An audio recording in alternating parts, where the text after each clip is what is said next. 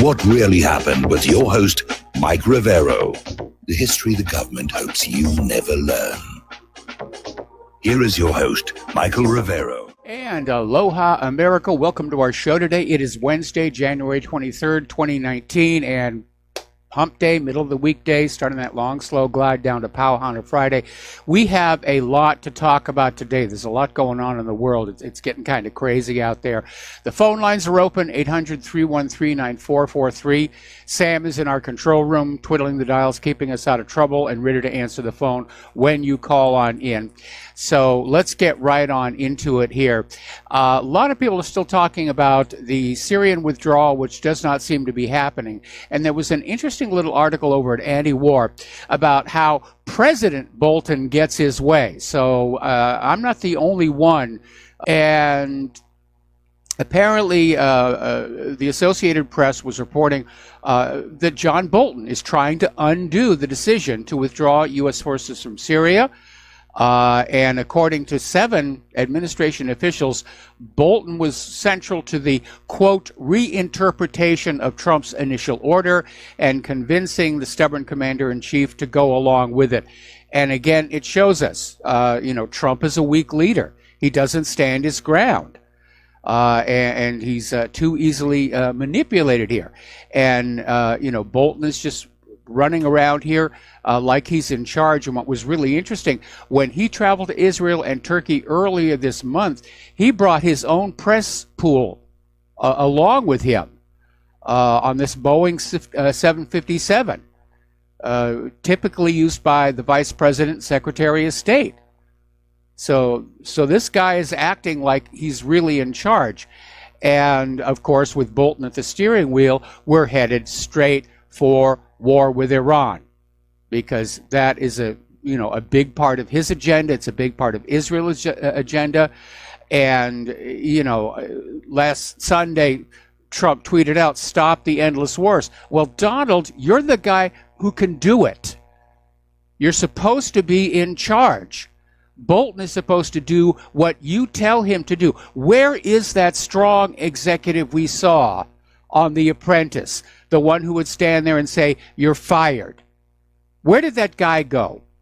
That's what I want to know. Or, after Trump won the election, did they lock him in a cabin someplace and go over to Westworld and make a new Donald Trump who was easy to manipulate? Because I don't know what's going on here, but Trump has definitely lost control of the administration. And that's a danger, because you've got the neocons are basically back in charge. They're basically back in charge. Now, interestingly enough, the New York Times revealed on Monday that President Trump had questioned, apparently in private and on several occasions, whether America should continue being a member of NATO. And, of course, then the New York Times basically went into its usual thing about how NATO has deterred Soviet and Russian aggression for 70 years, which is not exactly true. In fact, NATO right now is clearly the aggressor in a lot of what's going on in the world here. But apparently, in response to that article, yesterday, in an overwhelming vote, 357 to 22, the House of Representatives voted overwhelmingly to pass the NATO Support Act, which expressed congressional support for the alliance and forbids any funding for any move by the U.S. to withdraw from NATO. Now, that tells you where the Democrats are. Well, with that kind of a vote, members of Congress, oh yes, we've got to stay in NATO. We've got to stay involved in the wars. Well, the U.S. uses NATO for a lot of what they're doing out there. There are a couple of problems here. Membership in NATO is foreign policy, and that belongs in the executive branch, not the legislative. Second, of course, is this can't be any law without the Senate voting through a similar bill, and of course Trump would have to sign it, and I don't think he's going to do that. But apparently this bill just soared through the Congress. It went from introduction to passage so fast it wasn't even available on the congressional website.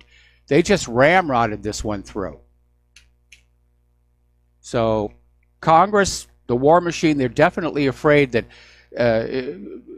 too many people want to stop the wars for the military-industrial complex to be comfortable. So they're out there just trying to lock it down, lock it in, say, we are a war power, we're a war country, we're in a war economy, we're a war nation. You know, get used to it, live with it, get your children ready to serve in the armed forces. Now, over in Iraq, their lawmakers are pushing for a timeline for the U.S. to get out. The United States the U.S. government has been in Iraq now for 15 years. And Iraq wants them out. There was an agreement for an extended stay of forces that's expired. And the people of Iraq just don't want the U.S. forces in there anymore. So Iraq is out saying we've got to talk about a timeline for the U.S. troops to leave Iraq. But as we can see from Syria, if the U.S. wants to stay, they're going to stay. Same thing with Afghanistan, 17 years, going on 18 here. And so a lot of the Shiite parties in Iraq have problems with this open-ended U.S. military presence in Iraq. And some analysts are trying to pass this off as, oh, this must be Iran. You know, only Iran would object to having U.S. forces in Iraq. But the reality is the U.S. is openly hostile to the Shiite militia groups who have substantial political influence. All right, we're going to do a shout out now to our on-air affiliates who are just now rejoining our network here. Now, speaking of Afghanistan, the United States has admitted that its envoy met with Taliban representatives in Qatar, and that Washington is trying to negotiate an end to the 17-year-old war in Afghanistan. And apparently they've officially met 4 times since July to find a negotiated settlement to the war in the embattled country. Well, I know what the Taliban is going to say. Get out! Just take your bombs and your airplanes and your soldiers and your guns and get on out. And, of course, what the United States is going to want is a guarantee about that pipeline right-of-way at the current price, you know, for that right-of-way. And I'm sure in a back-channel discussion, continued access to the opium. And that may be a sticking point because the Taliban does not like the opium trade. In fact, when the Taliban was in charge of Afghanistan following the ejection of the Soviet Union, they all but eradicated opium production in Afghanistan. If you were caught with a poppy, man, they'd take your hand off. A bit draconian, but it did work. And then as soon as the United States invaded, the poppies were blooming all over the place. There were bumper crops, and cheap opium began to flood into the United States, both to the street dealers and to the pharmaceutical industries, which has led to the opioid crisis in this country. Money, money, money, money, money, money, money. Legalized, heroin sales is what's going on here. So the U.S. is going to want that to continue, and the Taliban is going to say no. And that may be probably the biggest sticking point here. But apparently the United States is realizing they have been there too long. And you also have the American people. The American people voted for Donald Trump in 2016 primarily on his promise to get us out of all these foreign entanglements. Of course, we also voted for Obama in 2008 when he said he was going to end the war in Iraq and bring our boys home. And you can take that to the banks. That's what he said in his campaign speeches. And at this point, it almost seems like it almost doesn't matter who's in the White House anymore. The war machine goes on and on and on, and people are being killed. Over in Italy, Matteo Salvini is out there in support of the Yellow Vest protests, hoping the French people can rid themselves of the terrible leadership of President Macron. And apparently this is a continuation of this ongoing feud between Salvini and Macron. But he's out there saying the French people can do better than Macron. And at this point, I'm inclined to agree with him. The Yellow Vest protests have a legitimate point there. It was sparked by this global warming fuel tax, but it also tapped into a lot of other discontent that's been just simmering right under the surface for a very long time, including the open borders, the refugee problems, the French government under Macron basically ignoring the will of the French people. Getting on over into Germany, we may see a new Yellow Vest movement there, because even though the fuel tax last November, which has now been rescinded, started the Yellow Vest protest, Germany didn't get the memo, and they are now talking about trying to meet EU climate change reduction goals, and among them is a fuel tax starting in 2023, along with a speed limit on the Autobahn, lifting Germany's exemption on taxes for diesel fuel cars and quotas for electric and hybrid vehicles. Now, this is going to anger a lot of people. The Autobahn is about the only place that normally reserved Germans can let loose. They're very proud of the Autobahns. They're very proud of the fact that they're allowed to drive at any speed their car will be able to go up to. And as far as this electric vehicle quota, where they're going to mandate so many of these must be sold. Can you imagine a German going on into a dealership and looking at the shiny new BMW and the salesperson saying, well, no, actually, the government says you have to buy this electric car over there. All right, we got some callers on the line. Let's start with Tim in Texas. Aloha. Welcome to the show. What's on your mind? Howdy, howdy. Hey, it looks like President Trump has got past the 30-day rule mark. Yes. You know what that is? Yeah, I know exactly what that is. There doesn't seem that he's going to do anything with that just yet. But yeah, he's got that option. He could exercise the reduction in force. I guess he can send out letters. He may, if he's done that. It hasn't hit the news media yet. Well, he didn't go to go to Switzerland because it would he could be doing that in the United States and he'd be out of state. That's probably why he didn't go. Possible, but I think Trump is trying to basically sell the message that he's staying in Washington, D.C. to try and resolve all these issues. There's the shutdown and the border wall crisis. And now there's this whole mess with the State of the Union. Where apparently Speaker Pelosi, I'm going to call her Petty Pelosi, has disinvited the president from delivering the State of the Union in the House chamber. And that is a horrible slap in the face and a breach of protocol. And it's just one more example of Pelosi's spiteful, vindictive nature. So Trump, of course, is going to give the State of the Union speech. He's probably going to do it from the Oval Office, and which means we won't have to, deal with all the members of Congress, banging their hands or booing or everything else that they're going to do here. But it really is very, very petty of Pelosi to have done this. And also, Google a 30-day rule, and you can find it. Also, are you utilizing a senior executive service? Yeah, I'm familiar with the senior executive service. I guess it says they can't fire anybody, but when he gets to 30 days, he can. Well, there's a bit of a problem. There's a bit of a problem, and we had another caller who called in about this one. The process for a reduction in force has to follow a set of rules, which include things like seniority, and how high up in the bureaucracy that you are.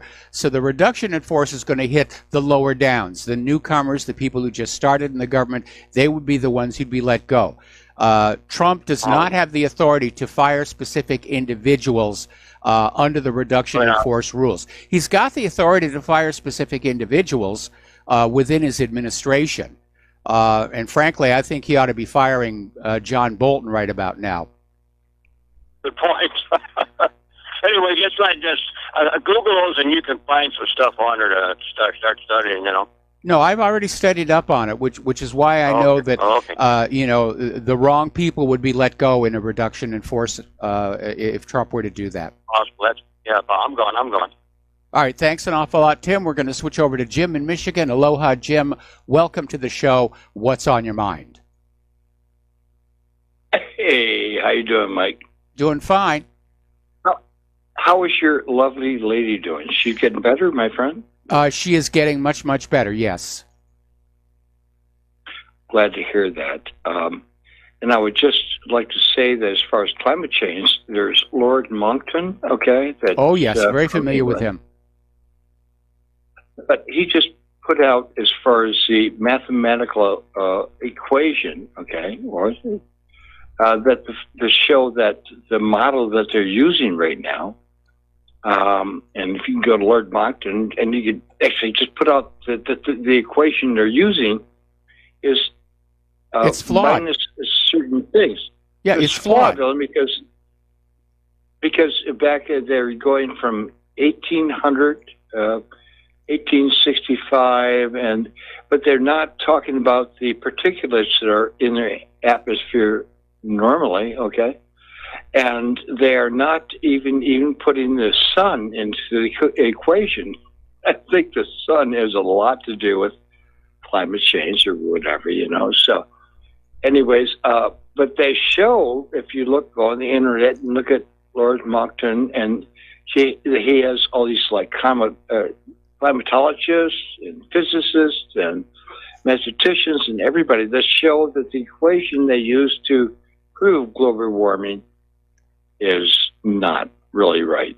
I mean, it's a hoax. I mean, remember the ClimateGate scandal where a whole bunch of material was leaked out from the Hadley Climate Research Unit at the University of East Anglia, and it included the source code for the computer simulations. And looking at the code, you could see they were rigging it. It was rigged. Starting at a certain year, and for every year thereafter, the computer code was adding to the temperature numbers to produce the hockey stick. It was a complete fake from the beginning. And now, of course, we're here dealing with winter storms Indra and Harper. Boston is now having record cold. It's turning out to be another very hard winter. And remember back in 2000, they were saying snowfalls are a thing of the past. It's a hoax. It's a hoax, and they're still trying to push this. The corporate media is back out there saying that global warming is causing the polar vortex, and global warming is causing colder winters, which is an utterly ridiculous and unsupportable claim. But the thing about Lord Monckton is that he showed that the equation they used to prove global warming was flawed, and yes. And they did that, but you know what? They have this climate control thing going on in Europe, and you know how many people? I mean, they had 1,500 jets bringing all those people in. I'm going, oh my God! That's a lot of carbon, in the atmosphere, but everybody who's at that climate change symposium is flying in with one person on one jet. So, and again, it has nothing to do. And Al Gore. Oh well, again, because their carbon is good and our carbon is bad. That's, and they. Yeah, it really is. It's hypocritical. And Al Gore bought a house on the ocean. Yes, he did. So much for rising sea levels. Anyway, Jim, I'm sorry to do this to you. We got to let you go here. We're going to do a break for commercials. Back with another caller after these few words. And aloha, America. Welcome back to our show. And for those who would like to support Republic Broadcasting, and Republic Broadcasting does need your help. We're not getting money from George Soros. We're not getting money from the corporate networks. We basically, we're supported by our listeners, and we really do need your help. The postal address to send a check, money order, or if you prefer anonymity, cash, is Republic Broadcasting Network, 2251 Double Creek Drive, number 302, Round Rock, Texas, 78664. The phone number where you can make a credit or debit card donation or pledge to be a recurring subscriber is 800-724-2719, extension 1 during business hours, extension 3 at all other times. And the network thanks you. Okay, back to the phones. We're going to talk to Steve Elkins. Aloha, Steve. Welcome to the show. What's on your mind? Well, I watched a little bit of C-SPAN today, and of course the GOP was giving you all the positive benefits of a border security wall, and of course no deficits, no negatives on it. But not sure it's really going to matter to anybody who's on the Democratic Party. But I do believe this has become a little game of chicken. Who's going to swerve first? And I don't see Donald Trump swerving, nor should he swerve. If he does lose this battle, he will lose all respect of his base and basically hand over the Democrats great control and great power. I think he's going to win this one if he sticks it out. I think he should just continue on path. And after winning this battle, I do believe he should move on to dismantling the fraudulent voter system, because that's exactly what the Democrats have in mind with open borders, grabbing more illegal votes to win elections. So I think it's a good thing. Win the first battle and take on the voter election system. Well, you know, Trump has had 2 years to take on the corrupt voter system, and all he did was he basically disbanded his commission on election integrity and assigned the project to the Department of Homeland Security. And all the Department of Homeland Security has done so far is make sure that nobody is hacking into the electronic voting machines, which they don't need to, because the electronic voting machines arrive from the factory already rigged. And so he dropped the ball on it, and he's going to pay for it in 2020. Now, you're right. He's got another 2 years to try and fix it. Actually, 1 year, if you really think about it, because, you know, starting in 2020, the primary season is going to start early, and the rigging begins with those primaries. So if Trump is really going to do something about the election system in this country, he's got to do it in the next year. And one of the first things he's got to do, and he should have done this when he still had GOP control of the Congress, a national voter ID law. Agree. No, I totally agree. I think he missed a great opportunity when he lost control of the Congress there, the majority. He missed a great opportunity to get that thing going. Big mistake. He's made a lot of mistakes. And yes. You know, you ask yourself, is it just because he's a novice at this, or is this purposeful? What's the agenda here? But well, I'm sure going to go with novice. Corporations. I'm going to go with novice. Corporations a little stronger than he does than he does his country. Yeah, well, corporations are a completely different entity than government, and that, I think, was where Trump really fell down. He thought he was going to come into the White House and he was going to run it like a business. Washington, D.C. doesn't work like that. Washington, D.C. Works like the high school socias, the cliques, you know, the rich kids who get away with everything. And it's definitely not businesslike. I mean, look, how much have they misplaced now? $21 trillion. They can't even find it. It's not businesslike. It's basically a country club. Yeah, I would like to know whose hands are on that $21 trillion, but they don't want to know. There's a lot of dirty hands on that $21 trillion. Absolutely, absolutely. Thanks, we got it. I appreciate it. All right, thanks an awful lot. We're going to let you go. The phone lines are now open. Getting on back to Syria, as you know, John Bolton has succeeded in derailing Trump's promise of a troop pullout. We're going to be staying in Syria, and it may be partly to threaten Iran. It may be partly to, again, try and find some way to bring Assad down. It may be partly to reinforce that if Syria is going to rebuild from the war, that they will borrow the money from U.S. banks and employ U.S. contractors. But for whatever reason, they're going to be there. But apparently Blackwater is now drooling over the fact that the U.S. should pull their 2,000 troops out of Syria and replace them with Blackwater mercenaries. So Eric Prince was over on Fox Business making his pitch and it's a very controversial organization. They're basically mercenaries. They were banned from Iraq after shooting a bunch of civilians. Now they want to go into Syria and I guess shoot civilians there. All right, we're going to take another break for commercials and we'll be right back. Aloha America, welcome back to our show here. We're talking about the international. Actually, we have a caller on the line. So let's go to Joe in Tennessee. Aloha, Joe. Welcome to the show. What's on your mind? Hey, Mike. I got a call from the Republican Party asking me for money the other day on Martin Luther King's birthday. And I told him, I said, I support Trump, but I don't support the leadership of the Republican Party. I mean, look what I said, a guy like Steve King, he gets thrown off the committees. You're trying to run him out of the House of Representatives. I said, I'm like Steve King. I'm a white man.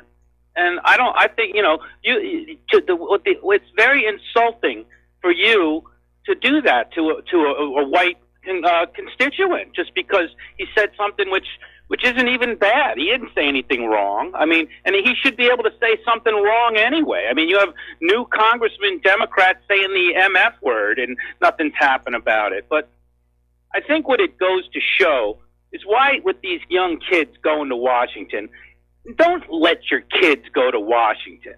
I mean, what they're showing is that the old timers were right. Segregation now, segregation forever. I'm sorry, these white Catholic kids can't even go to the Lincoln Memorial without having a bunch of crazy black, Israelites attacking them. They'd have an Indian come up and knock a freaking drum in their face.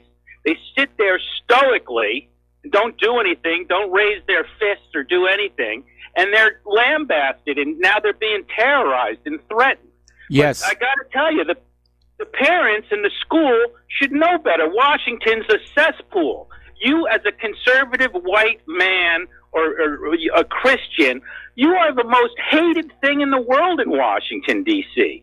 And the Republicans just showed it in what they did to Steve King. They sit there and do lip service to the evangelicals and the Catholics. But I got news for you. They hate your guts. They hate your guts. And I know it. And these people should. I hope this whole lesson of what happened to these Covington kids lights a fire under Catholics in particular, and lets them know that these people are your enemy. These people hate your guts. And when you shouldn't send your kids there, the only reason that I'm glad about what happened to these kids, because it's a wake-up call. It should wake up every kid, and it should wake up all the white kids, and it should wake up all the white parents who basically, if they should not let their kids go into these cities and be subjected to this kind of abuse, because they won't be protected. They won't be protected by the police.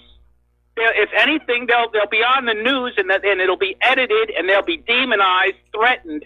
So basically, I hope that they sue the hell out of all these reporters and bring them into Kentucky's courts, and bring them into Tennessee courts, and bring them into Middle American courts, and sue the hell out of these people. But I want the public to know, and I think white people should know this.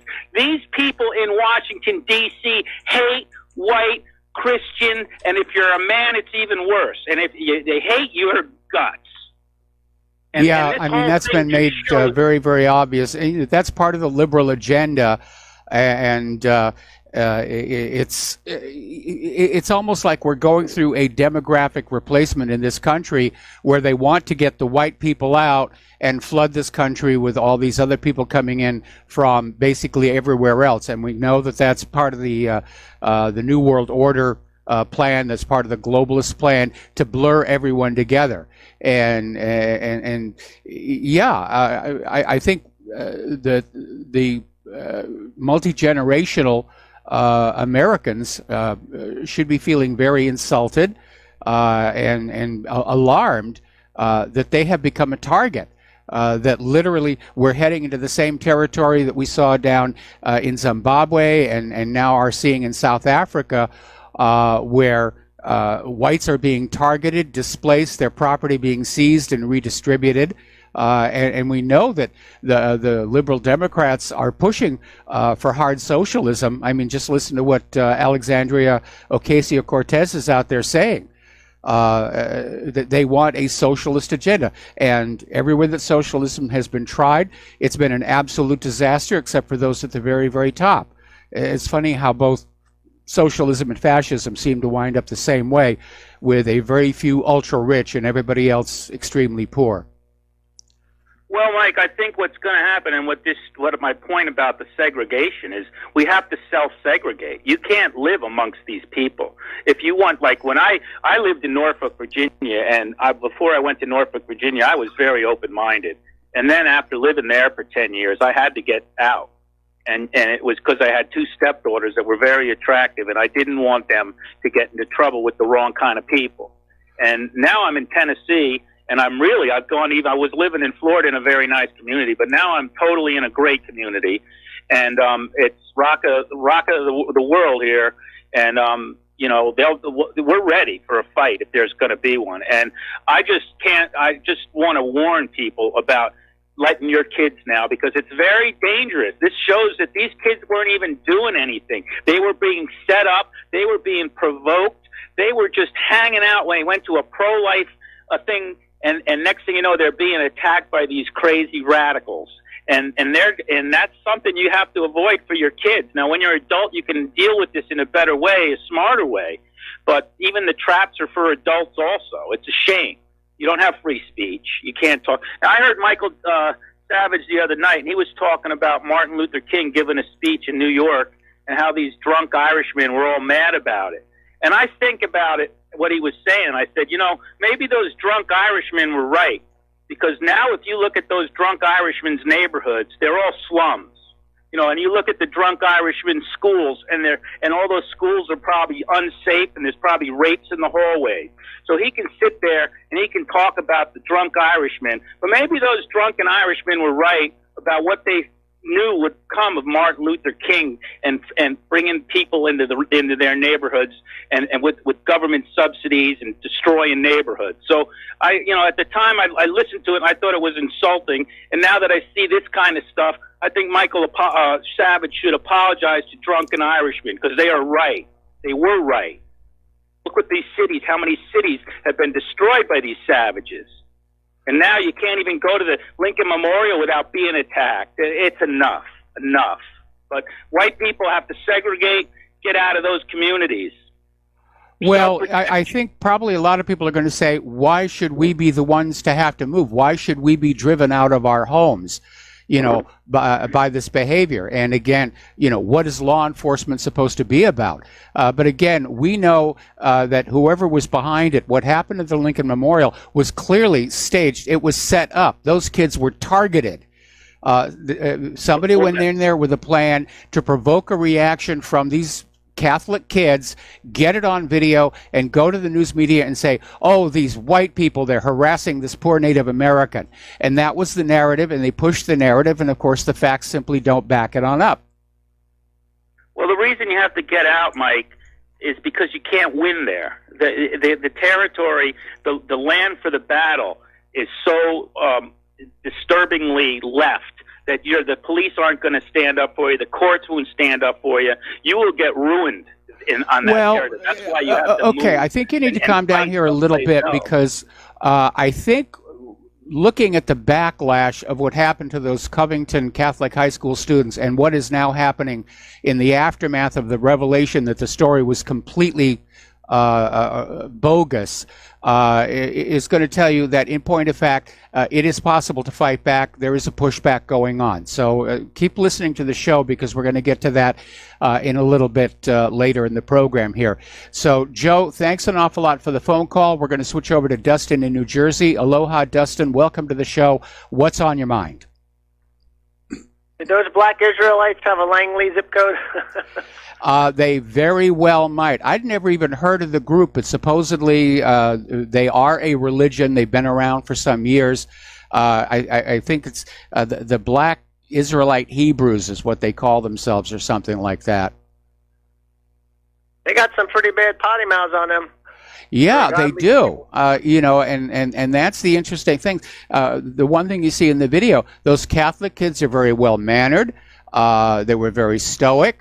But the agents provocateurs, let's call them what they were out there with the profanity, homophobic slurs, and all kinds of stuff. And then, of course, this Native American group marches on in, banging the drums in their face. They were trying to get a reaction on video. You're going to see this in this age of massive media lies, that people are going, they're going to try and provoke the targeted group into a reaction that can be spun by the media as an attack. Hey, Mike, I wanted to talk about Trump when he comes out and saying the new interim president of Venezuela, and the guy never even ran as president for Venezuela. What's going on with Trump? Well, I was about to get. I was going to get into that a little bit later as well. But yeah, this is apparently this U.S.-backed opposition leader. Big surprise there. Took an oath of office and has been recognized by the United States and apparently by Brazil as the new interim president of Venezuela. And it's a big, huge stink, because this is clearly a case of the United States meddling in the internal affairs of yet another country. And it's another example of U.S. hegemonic hypocrisy. It's okay for us to do it to other countries, but don't you dare do it to us, except for Israel. Israel's allowed to meddle in our internal politics. And Mike, Maduro was elected twice. You might not like him, but those elections were legitimate. They were overseen. They were deemed legal. So yeah, I mean, Venezuela's elections are a lot more honest than the ones we have here in this country. But what we have here is the United States and its allies just arbitrarily saying, we don't recognize the result of the election, just like they said they didn't recognize the result of the Crimean referendum. And it's basically an imperial decree. We don't agree. We support democracy only when you elect the people that we like. So this is going to provoke a civil war in Venezuela. And again, Washington, D.C. is talking about an outright invasion.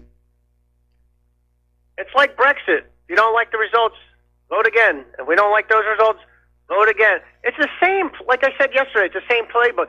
Hey, Mike, did you know Trump's not going to be in the Capitol to do the State of the Union? Yeah, I know. At all? That's what they're saying. Yeah, well, Nancy Pelosi was... See, there's a formal process where the House of Representatives, or the Speaker of the House, invites the President to give the State of the Union speech in the House chamber, and Nancy Pelosi has rescinded that invitation, which I think is just being petty and vindictive. It's her way of slapping the President in the face and saying, I'm really in charge of the process here. And it's just a continuing escalation of this standoff over the border wall, which is all about political points. It's not about the border. It's not about immigration. It's not even about the government shutdown. This is now about making political points. And Pelosi is actually losing a lot of support within the Democrats. The moderate Democrats are out there saying this has gone on far enough. Is this just like another part of the declining fracturing of this country? Absolutely. The West. Absolutely. Right? I mean, but when's the last time this kind of happened with the State of the Union, like her not approving the state? I mean, this is. I'm 48. I never seen anything like this. No, I don't think it's ever happened before. I don't think there's ever been a case where the Speaker of the House has refused the President's presence in the House chamber for the State of the Union speech. And Mike, real quick, I don't know if you heard this story. But the Kurd says that, you ready? They captured al-Baghdadi, which I thought the Russians killed. And if they did capture him, are they going to dump him into the ocean, wrapped up so nobody sees his body? Probably. What can I tell you? I mean, they claim to have gotten al-Baghdadi how many times now? It's got more lives than a cat. He's probably back in Israel. Have a good show, Mike. All right, thanks an awful lot. We're going to switch over to Peter in I'm sorry, Milton in Pennsylvania. Milton, aloha. Welcome to the show. What's on your mind? Michael, I just heard you talking with Pelosi. That was part of my reason of calling. Does she have the power to stop him from doing his State of the Union? Yeah, well, she can't stop him from making the speech. She can say, you are not welcome in the House of Representatives chamber, which is exactly what she's done. Well, then he should go ahead and do it, right? Oh, he's definitely going to do the speech. He'll probably do it from the Oval Office. Okay, and I had another point here. With the bickering going on with the wall and nobody signing an agreement or anything, with the food stamps, people in my building got letters today that they got their February food stamps in January.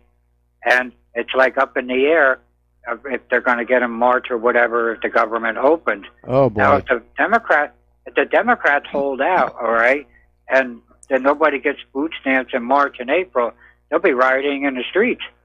I absolutely agree. I mean, if Pelosi and Schumer push this a lot further, they're going to wreck their own party, because there'll be so many legal American citizens voting GOP in 2020 that the illegal immigrant vote is going to be insufficient to steal the election. Yeah. Okay, that was my only thing I wanted to say, because I hear it from within the building here, and a lot of lower class people, and they're talking already, taking to the streets. Time to get those yellow vests. What can I tell you? Exactly. Okay, Mike, have a good show. Thank you for talking. All right, thank you very much. We're going to switch over to Peter in Los Angeles. And Peter, I'm probably going to have to take you through the next commercial break. What's on your mind? Well, there's a couple things, Mike, but the thing that is getting me is all this stuff with these Catholic kids from Covington, Kentucky, and I think the gentleman that called in just a couple callers ago was for the most part right, and I'm saying that as somebody who I'm married to a black woman. My child is half black, and the people that I love most in my life are black, or at least not white. But it's totally apparent to me, and has been for 30 years, anyways, that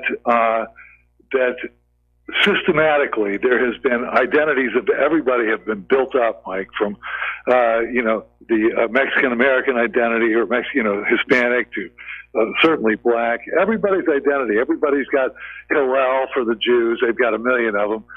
Everybody's identity is built up, but nobody white is allowed to be proud of their heritage. Yeah, it's a double standard. I mean, if black people are proud of being black people, it's called black power. Hispanics be proud of being Hispanic, it's called, Hispanic power. If white people are proud of being white, it's called racism. Anyway, stay on the line, Peter. We got to take a break for commercials, and we'll be right back. Aloha, America. Welcome back to our show. We're talking with Peter in Los Angeles, and Peter, just sort of pick up where you left off. Well, I've been noticing this for years, Mike, about this cultural thing about the targets that keeps whites from having any sort of cultural identity, and as a matter of fact, vilifies them to the point where, white privilege is something now that everybody is saying. Every newscaster, every editorial, every writer, it just flows on their mouths. It's like, it has nothing to do with the fact that we take care of our kids, that we've organized well. We, virtually of all the patents in the world, probably 90% of them, of the inventions were made by us or the Chinese, anyways. But at any rate, we're made to apologize for everything. And by the way, the Asians, because they're also achievers, they have no identity either. Like they're getting aced out of Harvard. The Jews get in, by the way. Yeah. But the Asians don't. And so you look and see on TV where there'll be ads, and almost invariably the white guy, the white male especially, is made to look ludicrous. Yes. Or on and on and on. And you gotta, and I keep going back to some activist in Sweden, a Jewish woman named Specter, talking about how the Jews are behind and have to be behind, as of course George Soros is, all this mass destruction of the Swedish culture and other European cultures, and who could organize this? Who could legislate this? Who could organize? Who could get all this done? And to whose benefit? Because the only people standing in the way as we've talked about before, about how they completely control the government. The only people standing in the way of the 1.7% of the population who really are represented by our government are basically the educated white majority who could stand in their way, and so they're not being allowed to organize at all. Well, that's definitely a big part of what's going on is the divide and conquer here. Getting on back to the segregation issue, the reason I kind of bridle at that a little bit, I mean, obviously I live here in Hawaii, and it's called Polynesia for a reason. We have many different races here. People on this island, we get along pretty good. But it's all multi-generational. People grew up here. We have our own distinct local culture. The problem is that with this open borders and refugees issue, we're bringing in people who don't integrate very well into our culture. They probably weren't very well integrated in their home culture. Migration is, it's a filter. The people who are the best in the home countries, they're still there. They're not going to migrate. They're not going to immigrate. They're happy where they are. So what we're getting are people who couldn't make it in their own country. They're fleeing prosecution. They're carrying contagious diseases. And it's an absolute disaster for the country. And now they're being exploited politically, first of all, by illegal voting. And also to basically carry out this demographic shift of the United States away from its traditional indigenous population. Anyway, Peter, I got to let you go. We got to do a station identification. Boy, the phone lines are really loaded up, and we'll be right back. And aloha, America. Welcome back to our show, hour number 2, and the phone lines are loaded up here. Let's go to Rick in New York. Aloha, Rick. Welcome to the show. What's on your mind? Hello, Mike. How you doing? I'm a big fan of the show. Thank you. A little while ago, you had this gentleman call up, and he was basically calling black people savages and bashing MLK and talking about how the Irish were drunk and laughing at him. You know, black people did. We were here for hundreds of years. A lot of them are fans of your show. You know, we support you. Why are you letting the guy talk about black people like that? And then the guy, Peter, he said he got a black wife or whatever. But then he's basically agreeing with the guy calling us savages. What is that about? Well, he wasn't. I don't think it was directed at the black people. I think it was directed mostly at the liberal hysterics, is how I interpreted it to be. Because I think you'll agree with me, looking at the video of what happened to those Covington High School students, that the vast majority of black people don't behave that way. Okay, what we're seeing there is the kind of behavior that we get with these staged confrontational groups that are part of the liberal establishment. Absolutely. I would agree about that. And initially, when I first saw the video, I said it was teens. They're trying to set these kids up. They're way overblown. And I knew it was going to come back and, be something entirely different. But the black Israelites, those guys were wrong at everything.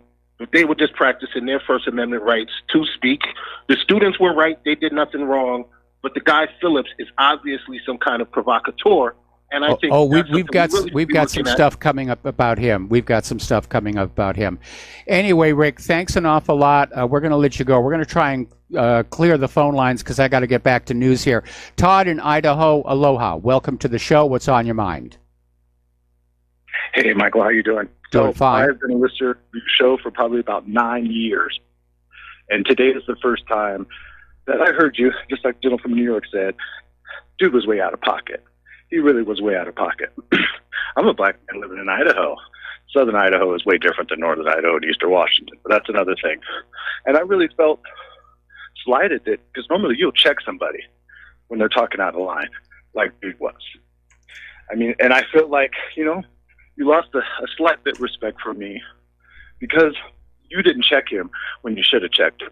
I know I'm not here to be the old moral compass person or anything like that, but for 9 years I've listened, you've always checked people when they're out of line saying stuff. I mean, he's clearly not that intelligent because he's basing off what 20 people did for the whole race. Because segregation now, segregation forever, pretty much says that he thinks all black people. Well, again, you're correct. I should have cut in a little bit sooner than I did. I did cut in. But if you heard my conversation with that previous caller, I interpreted his comment about those people to be the people who were behaving that way. And the only reason black came on into it is because they call themselves the Black Hebrew Israelites or whatever it is. I'm fully aware of the group of the praying to the deities of, the sky. But people like that are what the problem is with America, because they get all emotioned out and then they're like, oh my God, we need segregation now, segregation forever, which is completely ridiculous. I mean, if we, as you know, that's what all the black students in the liberal colleges are calling for. So I would say to him, let's not be as ignorant as they are and try to use a little bit more intelligence when we actually think about stuff and not get all emotional like a 13-year-old little girl who likes a boy or something. Well, you're absolutely right. Hang on a second. Man, listen to you for 9 years. I listened to Alex Jones. You used to come on after Alex or before. I can't remember. I think after, when you were on another network. Yeah.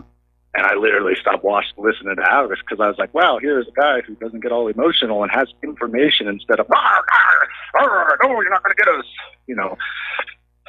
For me, it just was I literally was in the shower. I called you while in the shower, soaping up. I just dried my hands off and started calling. Because I was like, no, wait, Mike, Mike, what are you doing? You know what I mean? Well, in my defense, I was trying to do multiple things at once. And you're right, I should have cut the guy off a little bit sooner here than I did. Anyway, Todd, thanks an awful lot. We're going to let you get back to your shower and switch over to Chris in Florida. Aloha, Chris. Welcome to the show. What's on your mind? What's on my mind is what so many of the callers are saying today, and I think that a lot of it is due to the slave stream media, cable TV, satellite TV. So I would say it's past time to cancel your cable TV or satellite TV, and to not self-segregate, especially based on the media propaganda, the false division that they emphasize. This partial government shutdown reveals the dependence of the states upon the federal government, which should inspire the states to be more independent, to stop funding the federal government in order to receive back a little bit of that funding, and work, I would say to my fellow citizens, work locally, find alliances locally. If you think that you succeeded by doing this yourself, by self-segregating, then, look at your success rate, because we haven't had a lot of success, until we really work locally to prevent the bad policies of the federal and the international governments from coming down to the local level. You have to work locally. Of course, become informed about what's going on in the world. Yes. And I'm not against self-segregation. If you want to do that, nothing against that, but it's not a good strategy. If you want to ally with those who agree with you on one issue to stop that issue at the local level, then do so. Even if those allies disagree on several other issues, don't have an aversion to them unless they're violence mongers or they menace other people. Don't fear alliances with those who disagree when you can ally with them on a single issue. And then you forge those alliances with those who disagree. It's a means of dissolving any fear you might have, dissolving any fears they might have of you, becoming more persuasive to each other. And, I hear the guy talking about what's going on in his building. I hear about the caller who was talking about self-segregating, and must point out that for so many, the economic crash has happened already to them, costing their health, their life. So don't wait for politicians to reform economics. Become involved with, promote and participate in equitable commerce media like public, usury-free community currencies, time banks, barter networks, cooperatives, swap shops, and community gardens. And with these, we can defeat usury, ensure abundance, help afford more heirloom quality goods and premium services, allow more time for civic involvement, encourage patient conversation and trend towards maybe a gifting society even, until that's the norm, I believe is possible. We can whip money changers with minimal physical effort, without conflict even. We can cease feeding those beasts like the warmongers. We can prove we're not dependent, and we can exit from the plantation. So, when you do business with someone, you respect their views, you listen to them, and they listen to you. And if you don't like their views, you can stop doing business with them. But that's a way of boycotting the federal rigged economy. And, when those who are such proponents of socialism or communism, they try to guilt trip us fellow debt slaves into doing with less. So, as you say, Michael, the gangster banksters can have more. Yes. Well, when they realize the abundance, the prosperity, as opposed to the disparity that we've experienced, they can imagine this prosperity, then they don't have a motivation to promote that false ideal of socialism or communism. Yeah, all of that sounds really good. Where it breaks down, and it's the same reason why every governmental system ultimately breaks down, it's human nature. Every system that's ever been invented, every idea that's always come up, is predicated on the idea that all participating members in the system are saints, and sadly that is not true. Most of them may be, but there are going to be bad people, and they're going to cause trouble. And the more powerful they become, the more trouble they cause. Soros is a good example of that. And unfortunately, we have both political parties trying to stir up divides and divisions within our population. The last thing that they want to see happen is for everybody to unite as an American people. That's what they're afraid of. And that may be a big part of the motive why, white heterosexual males are being demonized, and maybe they want to drive us out because they don't want a united American people. They want a polyglot of easily controlled individual groups that can be manipulated, taxed, sent off to war, and so forth. Anyway, thank you very much for the phone call, and we're going to switch over to Joe in California. Aloha, Joe. Welcome to the show. What's on your mind? Hello, Mike. Before I get to two of my main points for calling, I'd like to say that I think President Trump, should invite these Covington students to the White House to really stick it in the eye of these liberals. There are reports that he has. Good, excellent. That's one thing that one good thing that President Trump will have done, because he's been a massive disappointment. Don't get me started. Oh, yeah. And then, Mike, also, before I get to my 2 points, we keep hearing about this, the government standoff, the government shutdown. Where were the Republicans for the first 2 years? And I knew it was going to happen. I told my brother, we had a conversation on election night. I said, the Republicans are going to accomplish nothing with control of the White House and the control of the House and the control of the Senate. They had control of the entire government. And where was the funding for the wall? Nada, nothing. Now, I hear these people, these Republican voters saying, the Democrats are stymieing President Trump's policy agenda. Well, where were the Republicans the first 2 years? I agree. They're on board. They're all globalists. They're on board with this globalist agenda, bringing in all these people, this slave labor for the corporations that bankroll the GOP. I'll tell you what, if the GOP, the Republicans, called me and asking me for money, I would tell them to stick their you-know-what up there you-know-what. Yeah. I absolutely agree with you on that one. Trump missed his opportunity to make some change. And what really amazes me is, in his own self-interest, he should have at least kept his promise about election integrity. But he's let that one go. And he'll pay for it in 2020. He's very stupid, Mike. He's very stupid. I saw an interview today on RT with James Jatras, the former diplomat. I believe he worked with the Senate GOP. And this was on RT, and he said, vis-a-vis Venezuela, Trump's been unfairly targeted in this country with no evidence, Russian collusion. Why is he then going after Maduro, who was elected freely and fairly? Why is he then doing the deep state's bidding by going after Maduro?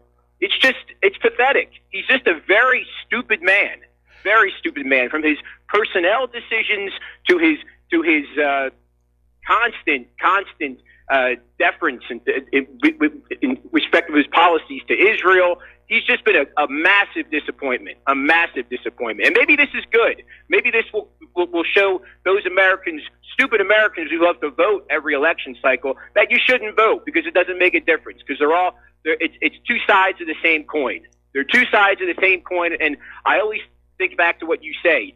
Nothing's going to change until this entire rotten edifice collapses. Well, I think we're coming up on that collapse here. Anyway, Joe, we're going to let you go here, and we're going to close the phone lines here because I got to get to some news here, and we're going to do a shout-out to our on-air affiliates who are just now rejoining the network.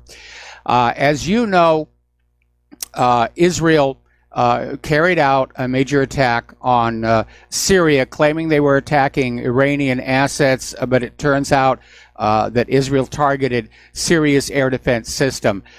There was a report at the close of yesterday's show that Israeli warplanes were flying along the Israeli-Lebanon border. Syrian air defenses were on alert, but there was no strike.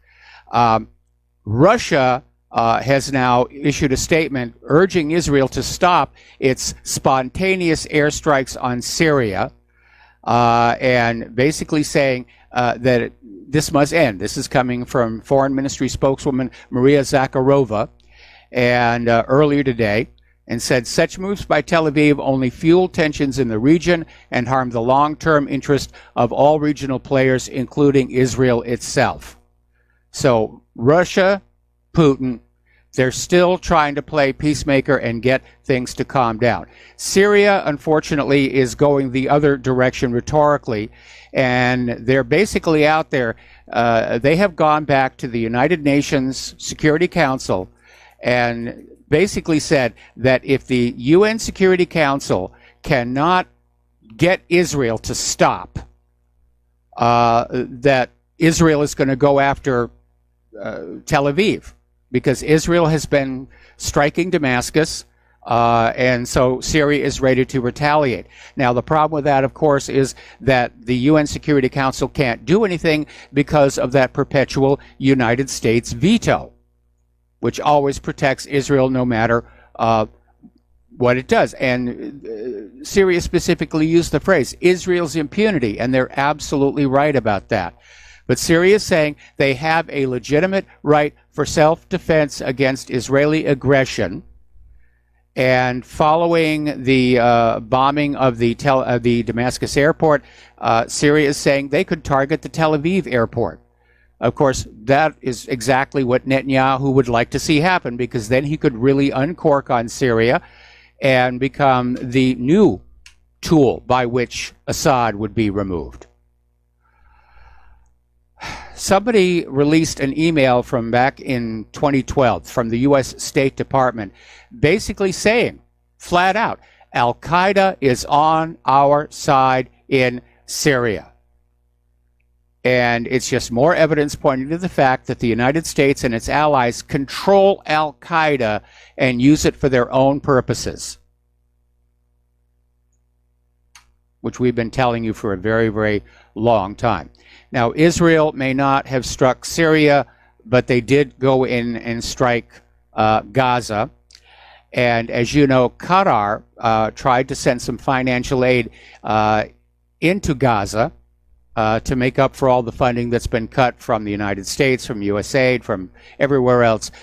Israel is now blocking that cash from getting on in. So, anyway. Apparently, 56 children were killed by Israeli forces in the occupied Palestinian territories in 2018, 45 of them in the Gaza Strip.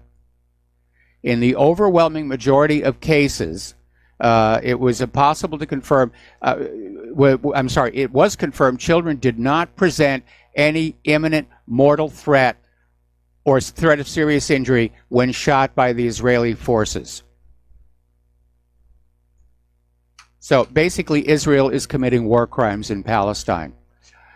The Israeli army website has listed the state of Judea and Samaria as an option for recruits to list their place of birth. That's Israel's name for the occupied West Bank. Now, Israel has occupied the West Bank since the Six-Day War of 1967, but they're basically starting to treat it like it's their sovereign territory, like they're trying to do down at the Golan. But at this point, it's becoming very obvious tensions are ratcheting up in the region. And there's an article that came out in the Express, basically headlined, World War III, Rapid Military Escalation Occurring Between Iran and Israel. Well, Israel's doing all the shooting and bombing. Iran has done absolutely nothing that threatens Israel. Israel's entire argument is, oh, we can't have Iran sitting so close to us. But Iran, again, is in Syria at the invitation of the legitimate Syrian government. Meanwhile, Israel is continuing. In fact, they're escalating their attempts to purge U.S. college campuses of all critics of Israel and supporters of Palestinian rights. We got to take a break for commercials. We'll be right back. And aloha, America. Welcome back to our show here. We're talking about the international news. We're going to get to the domestic news very quickly here. But there is so much going on in the world right now, and it just feels like the world is spinning into utter chaos. And right now, there is speculation that Russia is trying to broker a deal between Turkey and Syria for a land swap that would basically take the region in Syria held by the Kurds and make it part of Turkey and give an equivalent amount of land and resources from Turkey to Syria. And that might calm things down along that part of the world. And one more time, it basically shows us Putin is a statesman. He's trying to keep things from spinning out of control. And, you know, of course, he's basically up against the U.S. warhawks who want wars everywhere. And now it looks like we're probably going to wind up down in Venezuela. You know, and it's kind of weird because in the movie Avatar, which is still my all-time favorite movie, there's that one line from the commander who says, you know, I see you served in Venezuela. That was some mean bush. And back when that movie was being made, there was no indication that the U.S. was planning to go into Venezuela. And wow, life imitates art. What can I tell you? Still a lot of talk going on about how this Iranian American who was an anchor at Press TV has been basically seized, shackled, and kept imprisoned. She's not charged with a crime. She's 59 years old. She's a grandmother.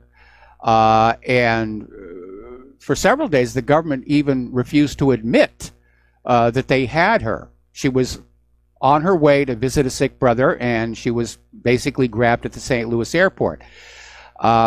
Finally, a judge partially unsealed the court records, and the government's rationale is that she's been forcibly taken away and imprisoned because she was a material witness to a still unspecified crime. And they viewed her as a flight risk. They want to take her before a grand jury, but they don't say when that's going to happen. Now, unfortunately, material witness is a term which says the government can throw you in jail without having committed a crime if they think you have information. But it can be abused, and I think maybe it's being abused in this particular case, and they've grabbed this woman as a way of putting more pressure on Iran. China is reorganizing their military. They're actually going to cut their ground forces by half. They have a huge, huge ground force, and the resources are going to be used to boost the Navy and Air Force. And I think China is very smart to do that. I don't think China has to worry about a ground invasion of mainland China, but they're probably getting very nervous about U.S. actions around the South China Sea and Taiwan. All right, so let's talk about Venezuela. There is a lot going on down there. The U.S.-backed opposition leader down there, Juan Guaido, I think is how it's pronounced here, basically took an oath as interim president on Wednesday. Basically, the U.S. has anointed this guy. And the U.S. has already issued an official statement saying they recognize Juan as the interim president of Venezuela and that Maduro is illegitimate. Maduro then responded by breaking off all diplomatic relations with the U.S., saying that this is basically an attempt to stage a coup d'etat, which the U.S. has done in Venezuela before. Back when Hugo Chavez was in charge of that country, there was a U.S.-backed coup that drove him from power for exactly 1 week. But Maduro has now given American diplomats 72 hours to leave the country. And Juan, the interim president, is out there telling the American diplomats, no, ignore Maduro's orders to leave the country. You are welcome to stay here. Now, the Venezuelan defense minister, Vladimir Padring, said that the country's military will continue to defend the Venezuelan constitution and national sovereignty and would not accept an imposed president. And of course, basically, this is clearly the U.S. meddling in another country's internal affairs. Something that the U.S. condemns when other countries do, when they claim, oh, Russia's meddling in our elections, or Iran is meddling over here, and how bad it, and yet the U.S. is meddling in all these countries around the world here.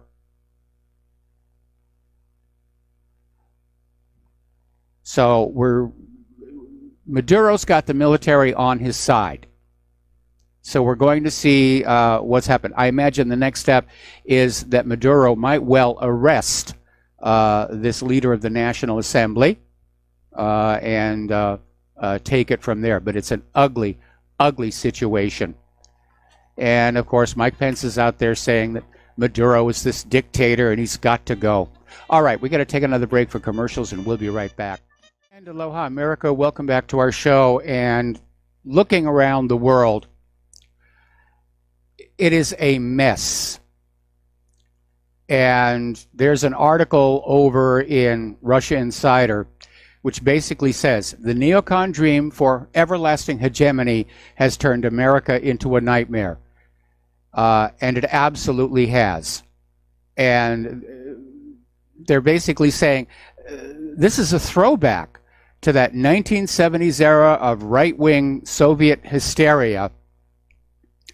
And again, they talk about how the U.S. is continuing to say that Russia is meddling in America's democracy. Well, look what the United States just did down in Venezuela.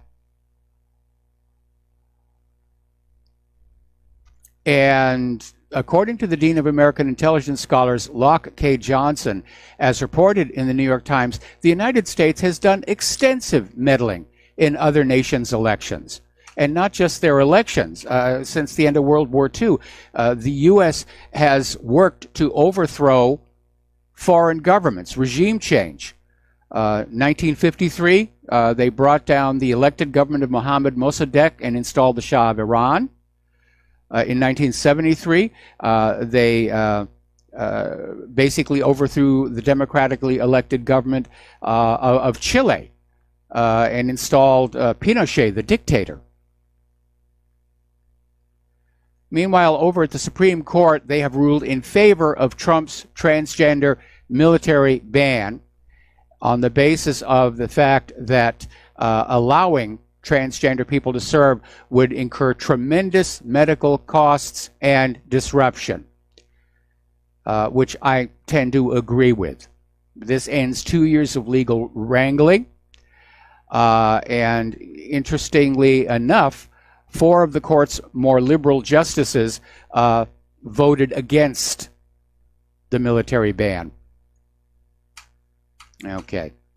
All right, getting into the domestic politics. Trump is slamming what he describes as a radical Democrat, Pelosi, and yes, she is, and it seems like most of them are. In fact, I got an email from somebody else who says they're also an elder. They're afraid to go to these protest marches. Just looking at the eyes of these social justice warriors, you can see they want violence. They want a fight. Anyway, Trump is describing Pelosi as not seeing the drugs and crime. They're only seeing 2020. So it's basically an open secret everywhere that the Democrats are bringing in the illegal immigrants to vote in the elections. And if Trump understands this, why isn't he doing something about it? Because it is illegal for non-citizens to vote in our elections.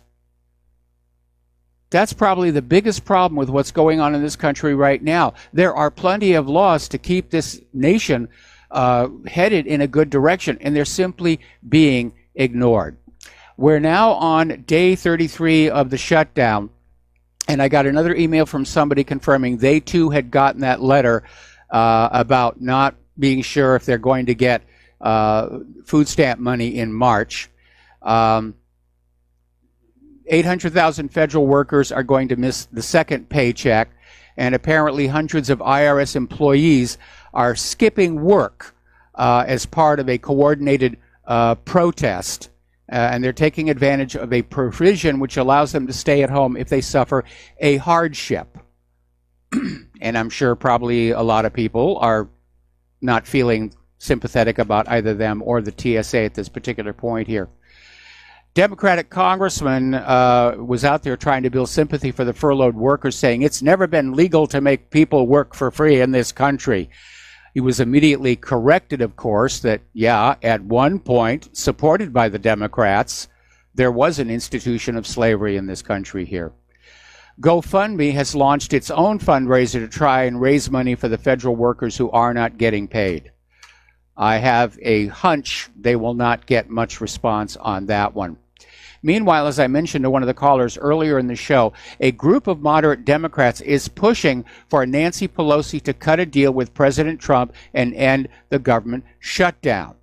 They're telling her it's time to come to the table with President Trump and offer something, anything, to get the negotiations process going again. I don't see that is happening. Trump has already offered several compromises, and he's been turned down flat by Pelosi.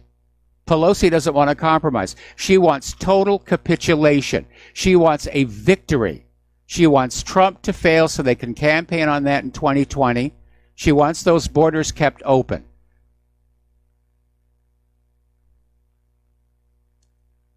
Now, over in the corporate media, we're continuing to see this smearing of ordinary Americans as Russian assets. And this got started all the way back when WikiLeaks provided the evidence that the Democratic National Committee had violated its own charter by rigging its primary for Hillary Clinton against Bernie Sanders. And what probably should have happened is the DNC apologizing, and especially to their own voters and donors, become more transparent, possibly a do-over of the primary vote. No, instead, what we got starting back then is everybody who questioned the DNC or Hillary Clinton's campaign, oh, you're working with the Russians, you're part of the Russian, disinformation campaign. If you criticize Hillary Clinton, you're a Russian asset. It's like saying if you criticize Israel, you're an anti-Semite. It's a smear campaign. And if you study the history of the Clintons going all the way back to Arkansas, smearing is what they do best. They call it the politics of personal destruction, but it is smearing. Now, a lot of people are still talking about that embarrassment over at BuzzFeed, where they ran that story claiming that Michael Cohen had testified to the Mueller investigation, that Donald Trump ordered Michael Cohen to lie to Congress, and CNN, MSNBC mentioned Trump impeachment nearly 200 times during the day Friday before the report was discredited by that announcement coming on out from Mueller's own office. And basically, a part that's been left out of the story is the fact that NBC Universal invested $400 million in BuzzFeed, and the two companies have a strategic partnership. So BuzzFeed is definitely part of the corporate media, and they were doing what the corporate media does, which is to keep you disinformed. All right, so let's talk about the Covington Catholic School kids, because I know a lot of people are calling in about that. A lot of people want to know what's going on. Now, the elderly man at the center of all of this, Native American activist Nathan Phillips, has repeatedly misrepresented several facts about this incident that took place at Saturday's March for Life. And he's changed his version of events following the release of that video, which debunked his earlier accounts. But he's still misrepresenting facts. Now, Phillips originally told the Washington Post the students swarmed him while he was trying to leave the Indigenous Peoples March scheduled for the same day. And Phillips originally said one student, who's now identified as Nick Sandman, blocked his path from leaving as he tried to do so. And as you all know by now, Phillips' original account was uncritically accepted by national media outlets and just exploded online in combination with this selectively edited video that showed Phillips beating his drum in front of Sandman and the group of high school boys. Now, it's getting harder and harder to listen to Nathan Phillips because it turns out the guy is a major liar. Yesterday, we reported on the fact that he was not, as he claimed to be, a veteran of the Vietnam War. And he's been using that lie to raise funding for a documentary about himself. And it also turns out that his claim that he was a recon ranger in the Marines is also fake. According to his discharge papers, he was a refrigerator mechanic, and he was cited for being AWOL 3 times. And after 4 years of service, he was discharged as a private. So he may have been in the Marines, but he wasn't a very good Marine here. Now, over at the Pine Ridge Reservation of South Dakota, they're denouncing him. He's been called a liar and a criminal by the Pine Ridge Reservation. Apparently his Native American name is Red Cloud. So he's just being denounced everywhere. Now, some of the media has decided there is a wrong to be made right here. Tucker Carlson interviewed Kentucky Governor Matt Bevin about the Covington kids, and Tucker always does good work there. Trey Gowdy came on the debate. He was on TV with that. And Glenn Beck did a brilliant job of putting together the timeline of what actually did happen at the Lincoln Memorial in Washington, D.C. on Friday, January 18th, 2019, when the Black Hebrew Israelites and Native American Indians came to protest, and the high school students were basically, they were standing there to wait for the bus to take them back to Kentucky. They weren't doing anything about that. Now, White House Press Secretary Sarah Sanders has criticized the media in an interview Tuesday night on Hannity. That's last night. Yeah. Following that pushback on the BuzzFeed bombshell report and the debacle surrounding the students and the revelation that it was completely staged and completely made up. These students did not initiate the confrontation. Over at USA Today, their deputy editorial page editor came on out and said, when it turns out the Covington kid's main accuser is a liar, it makes it hard to accept his interpretation of events. On the other side, there are still liberals who are pushing the narrative. White people bad, white people bad. Go screaming, hats first, into the wood chipper. And you've got these liberal celebrities, including Kathy Griffin, Disney producer Jack Morrissey, Ron Perlman. Well, they're trying to delete their furious tweets about the Covington teens now that the story has been blown. But everybody had a huge rush to judgment. And throughout it all, something that a lot of people have picked up on is the fact that Twitter seemed not to have a problem with people who wanted the Covington kids to die. You know, Twitter bans people for all kinds of things, but all of this raging, frothing at the mouth hate directed at these kids who did absolutely nothing wrong other than be white and wear a MAGA hat, Twitter let them stand. Now, again, a lot of these people who made those tweets, they're now deleting them as well, that they should. But I think some apologies are due here. Over on CNN, Isaac Bailey, who's an opinion writer, is now claiming that merely wearing a MAGA hat or any hat supporting President Trump is a clear sign you're a racist or you support racism. And racist against who? We're not sure. But that's apparently CNN's opinion. That if you support President Trump, you are a racist. That's really getting on out there. Fortunately, it's not working because according to a story that came out earlier today, MAGA hats are becoming a hot fashion trend among teens all over America. So there's the pushback. Now that the video of the confrontation has come on out and revealed that the kids did not initiate it, liberals are going through the video looking for anything else that they can point at and say, oh, see, this is racist here. And apparently they spotted some of the Covington boys making a gesture and said immediately, oh, it's a white power gesture. See, they're racist. It was a white power gesture. And it's a gesture that secretly informs everyone that you are a racist. Actually, no. This hand signal was a 4chan prank that doesn't really exist in the real world. The hand gesture is also the symbol for making a three-pointer in basketball. So this is getting worse and worse. All right, here comes the pushback. The Kentucky Attorney General is working on charging tweeters of violence against the Covington students, and I hope they've archived all those tweets before they can be deleted here.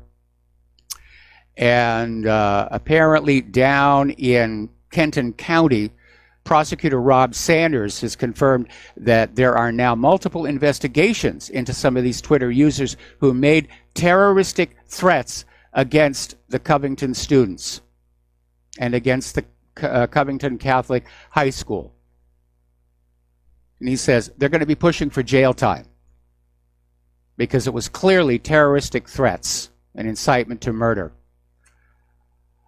All righty, out in Los Angeles, there's an attorney, Robert Barnes, and he's reached out to the Covington Catholic High School students and offered to represent them for free in suing the New York Times and other corporate media outlets for their vicious defamatory stories, and that's exactly what the media did. Shortly after making that offer, the lawyer received a bomb threat.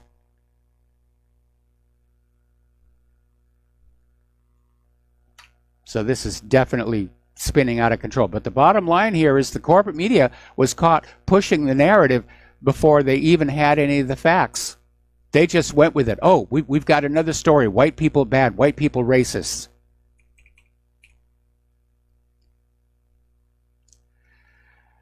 This I'm not really happy about. When this whole situation first erupted, the Catholic Church here in the United States, again, like everybody else, they jumped to the conclusion that the Catholic boys were to blame, and condemnations came on out all across the country from bishops, priests, nuns, and so forth. And the bishop and school administrator of the Covington Catholic High School issued apologies, saying, "We apologize for how our kids behaved." Since the story has been debunked, they have not retracted those apologies. And now this school administrator has barred the kids from speaking to the media in order to defend themselves. They're sort of treating it like it's another child molestation scandal. Nobody talk about anything. We're just going to pretend that it's going away here. If I were the parents of those kids, I would be thinking about pulling them out of that school. Okay, the top U.S. diplomat for European affairs has announced his resignation. The public excuse for it is to spend time with family, which is kind of a catch-all excuse. That when officials resign and they don't want to say what the real reason was, oh, I want to spend more time with my family. But he's the top diplomat in charge of European affairs. He's resigning from the State Department next month, creating a key vacancy at a time when European leaders are questioning Trump's commitment to historic alliances. So maybe the kitchen just got a little bit too hot for him here. Oh, there's the music now. Okay, we'll be right back after this break. And aloha, America. Welcome back to our show here. And over at Judicial Watch, Tom Fitton is out there basically saying, you know, we already have one corrupt Clinton dossier, meaning the Christopher Steele dossier. We don't want a Mueller anti-Trump dossier. It's time to basically shut it down. Well, if that story about the leaked version of the final report is true, there's nothing in it anyway, except rumor and innuendo. And Fitton may have a point, that the final report may say, we found absolutely nothing, but we're pretty sure that there, you know, if we had more time and money, we'd find it.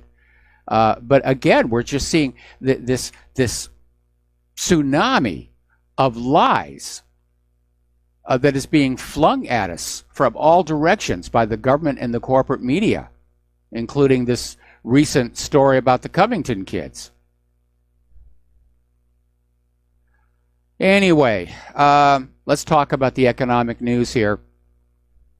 Apparently, the median age of the super rich is getting younger and younger, probably from all the tech startups who become instant millionaires here. Meanwhile, 1 in 3 Americans right now aren't sure their next credit card purchase will go through. Apparently, all the cards are maxed out, and they're just skating on by. Everybody's just skating on by.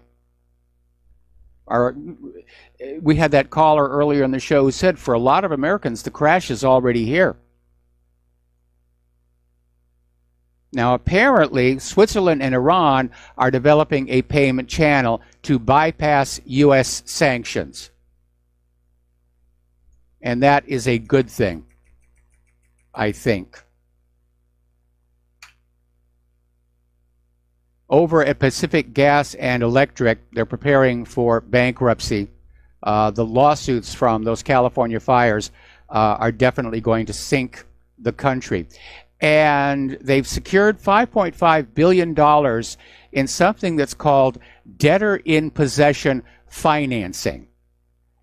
And I'm not sure what that means, other than that whoever is doing the financing is going to allow PG&E to basically continue to operate the utility.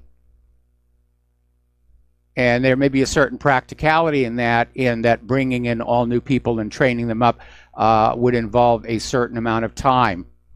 But basically, this article, which came on out from Blacklisted News, is saying, how can a company that is going to default on all of its debts and obligations, how do they qualify for an additional $5.5 billion in debt? Okay, we're going to take a break here for station identification. We'll be back with hour number 3 after these few words. And aloha, America. Welcome back to our show here. We're still talking about the economic news. And apparently over in Japan, the Bank of Japan has cut its inflation forecast, but maintained its massive stimulus program, with Governor Haruhiko Kuroda warning of growing risks to the economy from trade protectionism and faltering global demand. In other words, he's basically saying nobody's buying the products. And I think the comment about protectionism is a dig at the United States, even though Japan is not the target of Donald Trump's tariff wars here.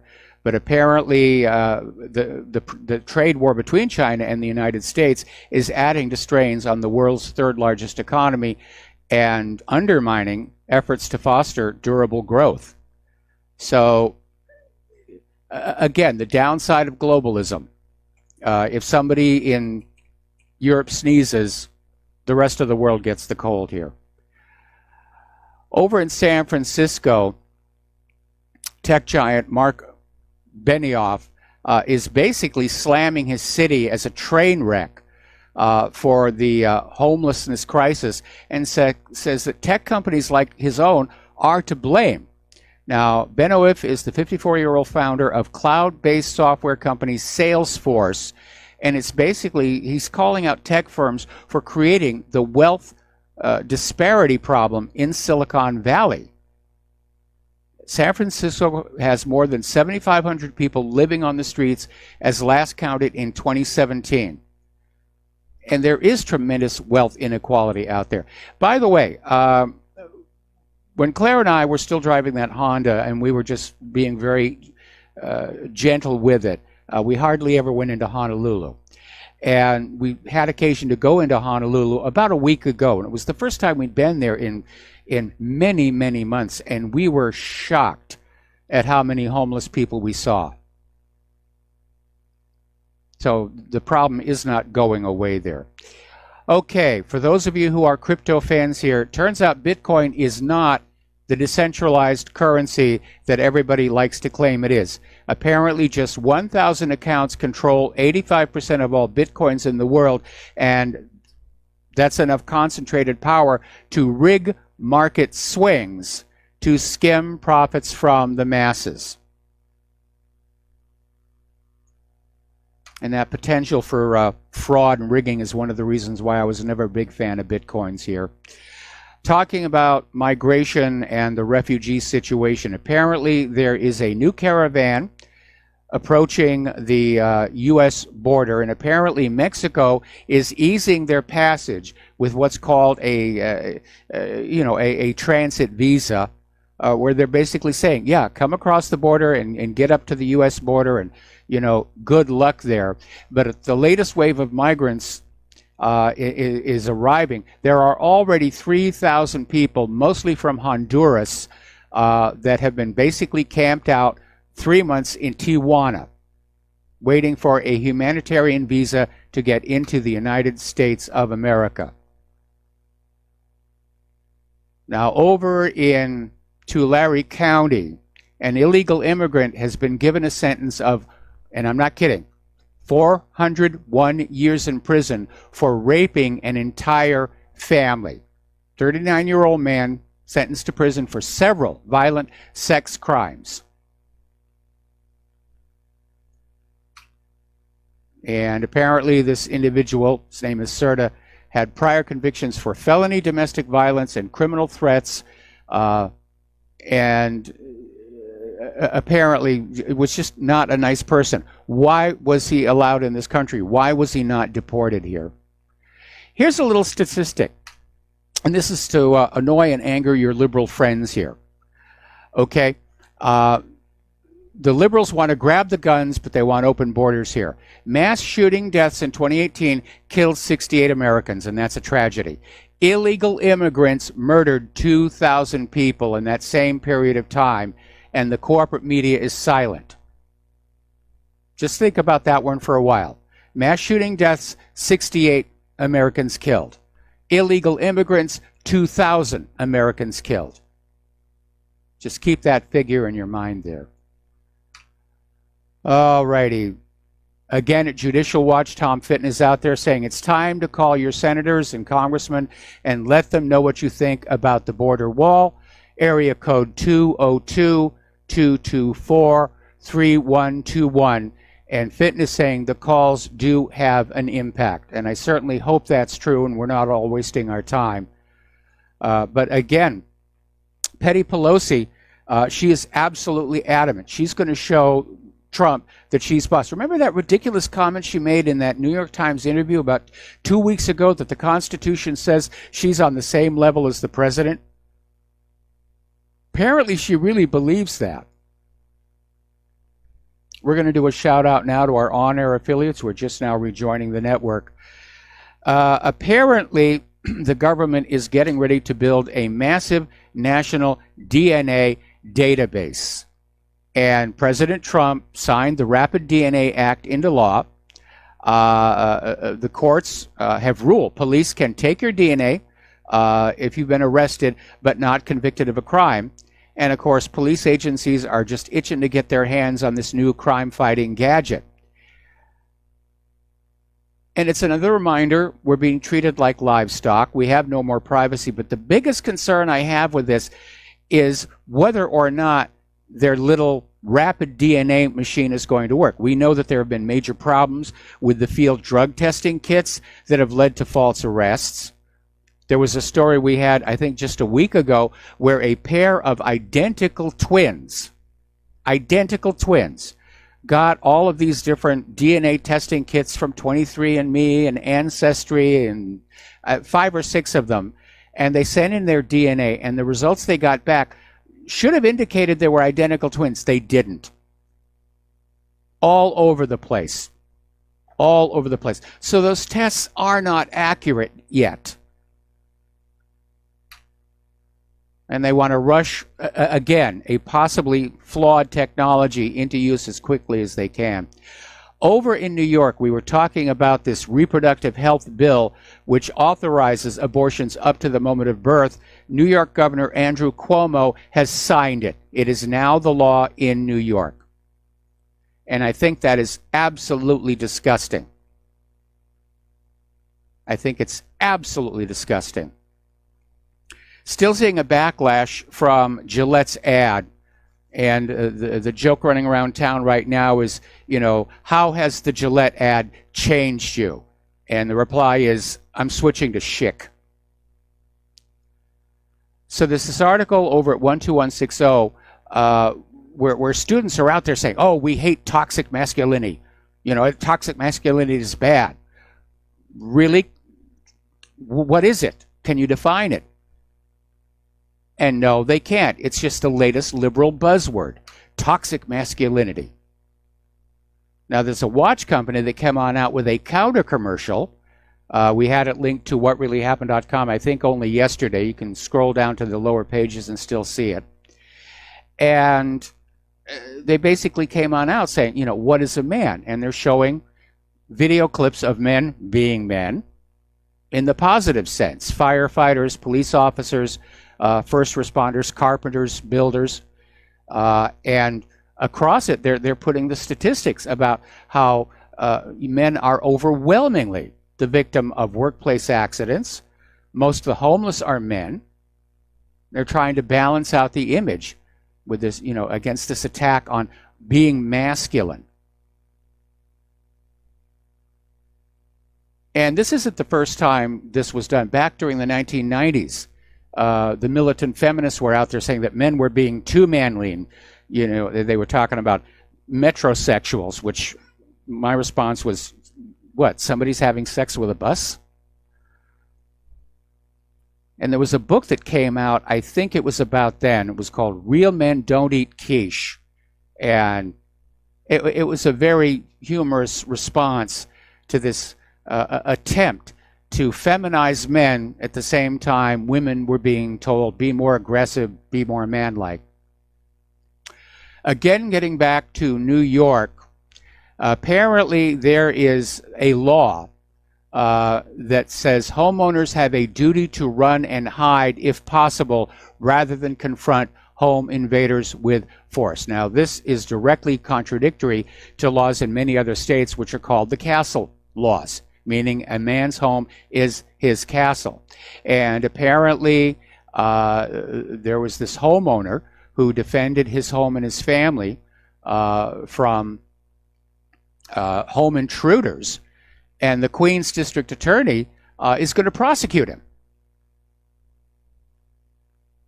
And the indictment states that the homeowner had intent to cause serious physical injury to Shamel Shavuot, causing his death. That is absolutely a travesty. What are they trying to do? You know, protect the criminals? It seems like it. I mean, in my point of view, anti-gun is pro-crime. This country's really going crazy. Apparently, there is this lesbian transgender couple, and they have announced a plan to transition their 5-year-old son into a girl. Now, Greg Rogers and his partner, Jody Rogers, were both born female. Greg medically transitioned to male at 16 years old. The couple identifies as being straight, and they share custody of Jody's 5-year-old Jaden. Jaden was born a boy, but has worn dresses for the past year. Now, Greg and Jody say they plan to schedule the medical procedures to transition Jaden to female. I think that's absolutely obscene. I think that's child abuse. I think it's child endangerment. I think if ever there was a case for Child Protective Services to come on with an intervention, this is going to be it. Of course, the liberals are going to scream, you know, we have, you know, gender is fluid and should have freedom. Now, if Jaden grows up and decides for himself, this is what he wants, I'm okay with that. But for parents to basically mutilate their own kid for the sake of a political ideology, I think it's absolutely obscene. Anyways, you know, we're coming up here on the Super Bowl, and the Super Bowl is, you know, the showplace for football. It's also commercials. The most expensive, best produced commercials are shown on Super Bowl. And back when I worked in commercial production, that was always an honor when one of our commercials was shown on the Super Bowl. And that's basically the only time I actually watched the Super Bowl. I'm not a big fan of football ever since high school, where I was photographer for the school newspaper, and I got tackled at a game, and it broke the camera. But apparently CBS has refused to air a commercial for medical marijuana. And this is all legal. We're talking legal medical marijuana, and CBS is saying, absolutely not, absolutely not. And just think about how many ads for alcohol you're going to see on that Super Bowl. And, of course, they're playing to these viewers, these football fans, who are very often, they're binge drinking throughout the day. But ads for medical marijuana to treat glaucoma or improve the quality of life for suffering military veterans, no, that CBS says we can't do that. We can't do that at all. All right, so let's talk a little bit about human-caused global warming. The Niagara Falls have frozen over. And they're basically, the northeastern U.S. is still dealing with this massive freeze, wind chill temperatures reaching almost minus 40 degrees centigrade. And that is really intense here. So let's talk about Alexandria Ocasio-Cortez. She was out there earlier this week raising eyebrows with this claim that if we don't address climate change, the world is going to end in 12 years. And people are asking, does she really believe that? Has she fallen for the hoax? Has she fallen for the divine doctrine of St. Al of the Gore? Or does she think that most Americans believe it and she's simply using that as a campaign tool? But they're still pushing it. They're still pushing. And again, you know, they're trying to rebrand. They're not saying global warming anymore. They're back to saying climate change. Well, again, there's a nothing burger there. Climate is always changing. It always has, long before humans were here. It will go on changing after humans are gone. That's the way nature works. There is no balance of nature, as romantic as that sounds. Nature is chaos. Nature is change. Nature is basically careening off the walls as it travels down the hallway of time. New species evolve, other species go extinct. That's the way it works. Climate is dominated by solar output, which right now is very low and looks to be getting lower, and the changing orbit and orientation of the orbit of Earth. That's what does it. That's where we get these regular ice ages versus the interglacials. And we're in an interglacial right now, and we might be headed out of it. In fact, probably we are. But that's the reality. And like any other politician, ooh, climate, it's a crisis, vote for me, I'll save you from the evil climate. And by the way, somebody wrote in with a really good suggestion. It's time to stop calling carbon dioxide a toxic pollutant and call it what it is. It's plant food. That's what carbon dioxide is. It's plant food. Plants need it. If you get rid of carbon dioxide, plants wither and eventually die. And by the way, science has confirmed that as CO2 levels rise, plants grow faster and bigger. They suck more of the CO2 in. It's a self-regulating system. There is no crisis. All right, we're going to talk about computers here right now. Over in Russia today, they're talking about this hysteria over Huawei. And again, there's no definitive proof against Huawei that they have done anything wrong. And what this is coming on down to is, again, it's the money. Because Huawei manufactures good cell phones at a lower cost. And people, especially in this economy, they're looking at the price of an iPhone 10, anywhere between $700 and $1,000, and then they're going to look over at these Huawei phones that are only a few hundred, and they go, well, I'm going to go this way. So it's about trying to keep competitors out of the American market. It's protectionism. And the other issue, of course, is the fact that Huawei has invested quite a bit in the 5G technology. 5G is something that has pretty much been developed over in China. And if the U.S. goes to 5G, there are going to be, intellectual property payments will have to be made. And the telecoms don't want to do that. That's why we've been seeing all this ridiculous fear-mongering about 5G is going to melt your brain and 5G will kill you and 5G is going to leave rings around your bathtubs here. So that's really what's going on here. Over on Facebook, apparently they've been ordered to unseal a trove of documents related to a 2012 lawsuit against Facebook in which children, often unwittingly, racked up massive bills on their parents' accounts playing games on the site. United States District Court on Monday gave Facebook 10 days to file unredacted documents in response to a response from Rivero, the news agency for the Center of Investigative Reporting. And apparently what happened is Facebook had these games out there, and they failed to provide an effective way for unsuspecting parents to dispute the massive charges, which were sometimes even in the thousands of dollars, or to even block the games. All right, we're going to take a break for commercials. We'll be right back. And aloha, America. Welcome back to our show here. Now, Google is getting ready to block ad blockers in Chrome. And I think for a lot of people, that will probably be when they stop using Chrome.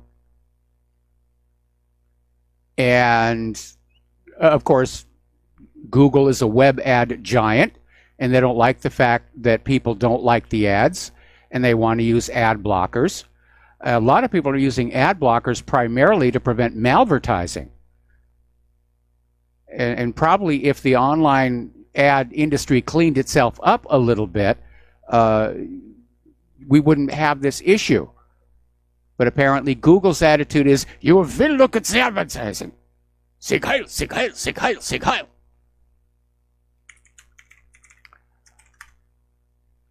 Okay, now then. So, yeah, it's kind of like the telemarketers. They keep on calling. You know, the do not call list is a joke, and all they have to do is have their call centers located somewhere else. Okay. All right, we're going to go ahead and reopen the phone lines for the rest of the show here because I got through the really important news that I felt needed to get on out there today. By the way, that early report where Russia warned Israel no more spontaneous airstrikes into Syria, apparently there was a slight translation. It's not spontaneous, it's arbitrary. This was just on Fox News where they're saying no more arbitrary attacks on Syria. And I don't know what... how Russia plans to back that up, but it's getting tense. We are hovering at the edge of World War III. Getting on back to computers and phones here, Samsung is going to launch its most expensive phone ever. The Galaxy S10 could cost a staggering 1,400 British pounds. But Samsung is also going to release a cheaper light model as a rival for the iPhone XR. By the way, I saw an ad the other day. If you turn in your old iPhone, you can get the iPhone, the top level one. The price is now down to just under $800. So they're not selling. They're already discounting these things. Speaking of iPhones, if you have one, you need to update your iOS now to 12.1.3. This fixes a major bug that allowed hackers to remotely control FaceTime calls. I'm not sure why somebody would want to do that. But apparently it was something that was in there. And again, this hacking situation is just out of control here.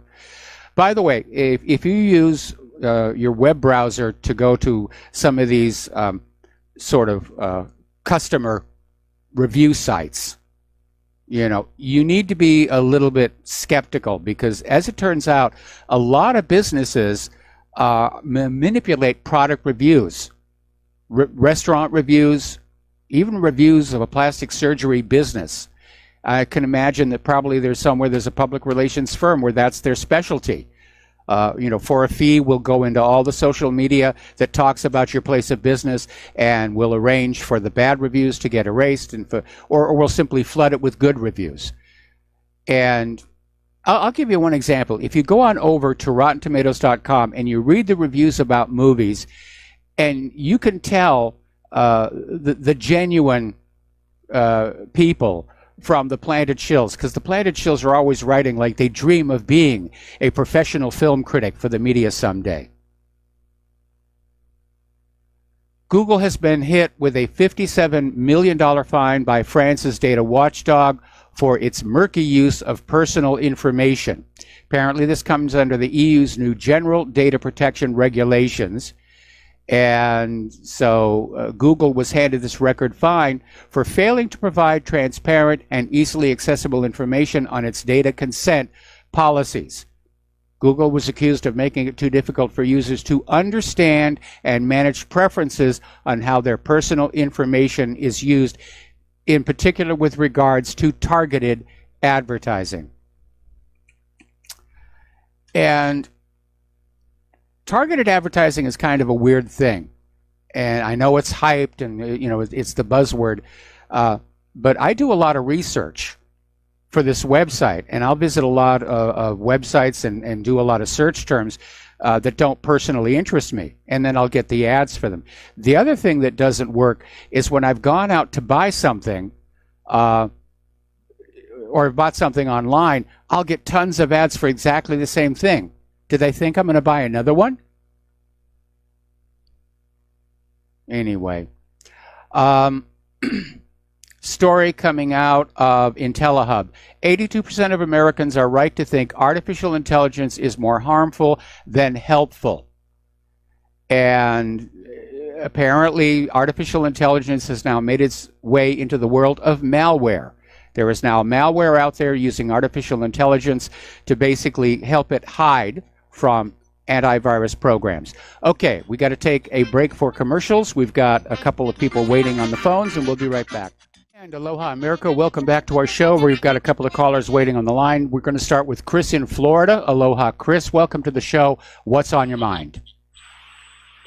Well, Google Chrome, a good substitute, is Avast Secure Browser. If you haven't heard of that, it's based on Google Chrome, but it seems to be more secure and much faster, noticeably. So if you want to check that out, Avast Secure Browser. It's part of the Avast antivirus software, though you don't need to install the antivirus software in order to use Avast Secure Browser. And you mentioned that you sometimes search for things that do not interest you.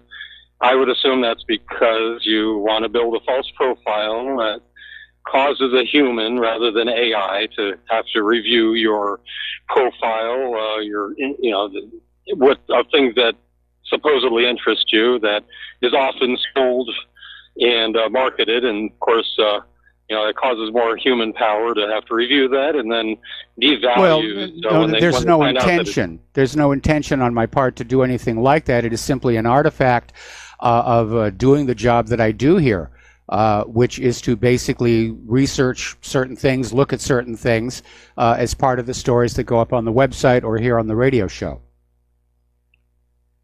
I see. So being a good generalist then. Well, I suggest doing it just for the sake of devaluing the profile, just like, giving out bad emails, then that email will not be sold once they find out that it's valueless. Well, if you build a false profile of interests and they try to sell it, they find that their return on investment isn't very good. So then your false profile becomes a lot less worthwhile to them. Well, I think it's done on a mass level. I don't think they really look at whether an individual email or profile, what it might be worth. They just take them all in and mass fire and spam everybody, and just average out the gains and losses. But again, we have no more privacy in this world right now, and efforts to try and get some kind of legislation to take back some of our privacy from all of this data mining. It's not going to get through Congress because, again, Congress is getting lots of money from all these tech billionaires. Okay? Well, that's true. All right, Mike, thank you very much. All right, thank you. And we're going to switch to Art off the grid. Aloha, Art. Welcome to the show. What's on your mind? Hey, Mike, I thought I was going to get through the entire broadcast without one single phone call, but you made that impossible. You started talking about that whole dang story about the abortion law that Cuomo signed in. That's yeah. I'm fitting to tell on myself. There was a time in this country, and I remember these days, when it was not unusual to see an adult step up to defend children. That whole deal, what we saw go on at the Lincoln Memorial, when I was a teenager, that would have never happened because the adults there, whether they knew us or not, would have intervened and said, hey, back off. That's a child. You don't do that. Plain and simple. And it would have been brought to the attention. But no, we can have these black guys stand up there slinging all these racial slurs, and they're using the Bible. They're using the Bible to justify their action. Now, I want to know how any religion that claims to try to convert people can justify that kind of behavior, and how does that help your cause? It doesn't. And so that brings us now with the whole issue of children. I remember several years back in 1994, or 1996, I'm sorry, my niece was killed by a drunk driver who had no license, stolen tags, no insurance, no nothing. And he walked with 6 months in jail for no license. He didn't ever suffer any penalties for killing my 10-year-old niece, snuffing her life out. What does that tell you about the quality and how we value our children? And now we're talking about abortion all the way up until birth? Are you kidding me? That is plain outright murder.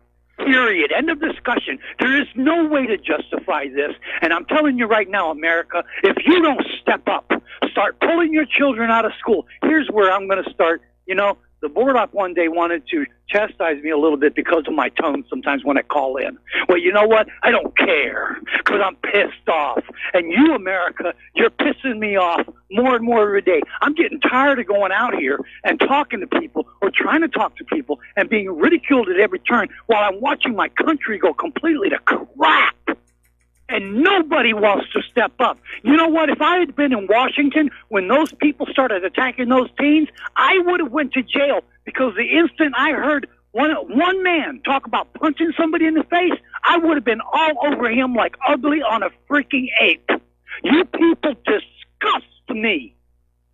I can't eat. I've been walking, Mike, I've been looking for months trying to find a MAGA hat or a Make America Great Again t-shirt, but I don't have a credit card, so I can't order offline, and nobody does COD anymore. I am trying to get out there and trying to get people to try that crap with me, and I will show you toxic masculinity.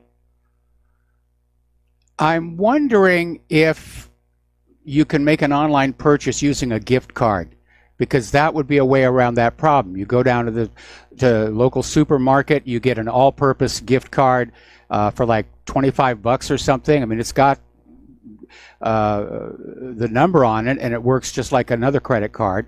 You know something? I need to research that before you do that, but that might be a way around your problem so that you could get your hat. Yeah, because I want to get out there. I want to see some jackass walk up to me while I'm sitting in a restaurant trying to have my lunch and try that garbage with me like they try with the senators. I want to be standing somewhere minding my own business and have some idiot walk up and get in my face with a little tom-tom. I'll show you how to beat on that tom-tom when I wrap it around your frickin' neck. Now, people want to get upset with me because I talk like this, but you know what? This is toxic masculinity at its best. And I am fed up with this crap. And America, you better pull your head out of them dank, dark, stanky places and start getting a clue, because we ain't got much time left. It's all but gone.